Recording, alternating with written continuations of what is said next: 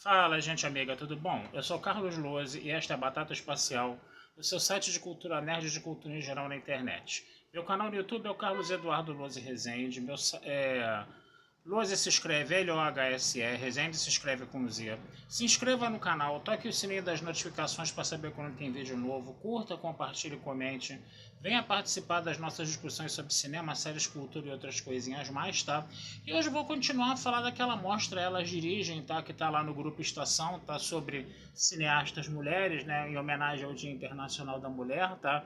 E hoje eu quero trazer para vocês um filme, tá? De 1953 chamado O Bígamo, dirigido pela Ida Lupino, estrelado pelo Edmond O'Brien e pela Joan Fontaine também, que é irmã, né, da Olivia de Havilland, né, que fez o papel lá acho que era a prima boazinha da Scarlett O'Hara, né, em Um Vento Levou, né, mas na vida real a Joan Fontaine e a Olivia de Havilland trocavam muitas farpas, né, e a Olivia de Havilland, a gente se lembra, né, morreu tem poucos anos, né, ela morreu com 103 anos, tá, só pra gente dar uma lembrada aí de quem é a Joan Fontaine, né, no final das contas aí, tá.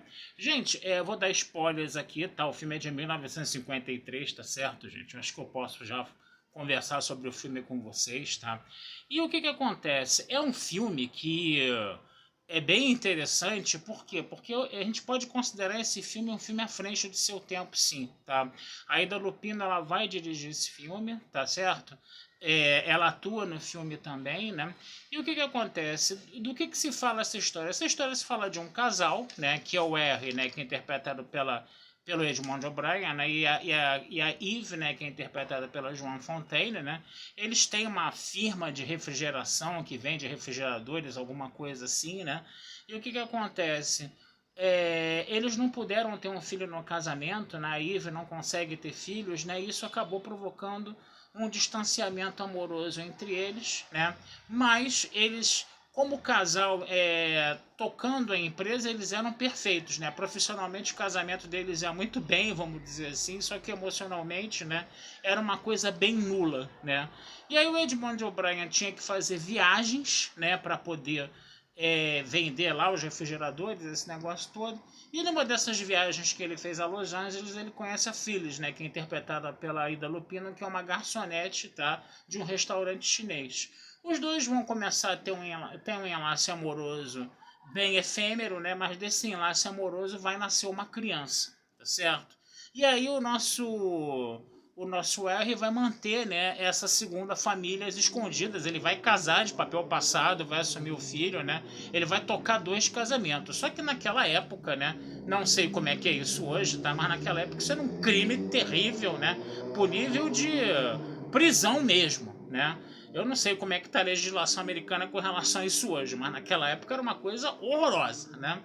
Era um crime praticamente hediondo, né? Com contorno de crime hediondo mesmo. Pois bem, a Ivy vai querer adotar uma criança, né? E os dois vão para uma agência de adoção. E nessa agência de adoção a gente vai ter, né? O agente de adoção ele vai ter que fazer uma investigação sobre a vida pessoal daquela família, tá? Para ver se aquela família é digna, né? De criar uma criança, né? Adotada, coisa e tal. E aí esse agente de adoção vai descobrir essa vida dupla, né? Do R, né? No final das contas aí. O que vai acontecer? O R vai começar a contar em flashback tudo, né? O que acontece, como ele conheceu a Phyllis, né? Como a vida dele foi se enrolando, né? E de como ele amava as duas mulheres, ele não queria desfazer o casamento com a Eve, né? E queria tocar a vida com a Phyllis, né? Ele queria assumir a responsabilidade dos dois casamentos, vamos dizer assim, tá? Só que o que acontece, né? As leis eram muito duras, a moral da branco, anglo-saxão e protestante não permitia isso, esse negócio todo, né? E aí a Ida Lupino, ela coloca nesse filme justamente essa discussão, né? Até que ponto, né, o cara estava realmente fazendo uma coisa errada e até que ponto ele estava essa coisa errada que ele estava fazendo moralmente é, condenável, legislamente pela legislação também condenável, até que ponto, né, não poderia haver vamos dizer assim, um alívio na pena desse cara, porque esse cara, entendeu?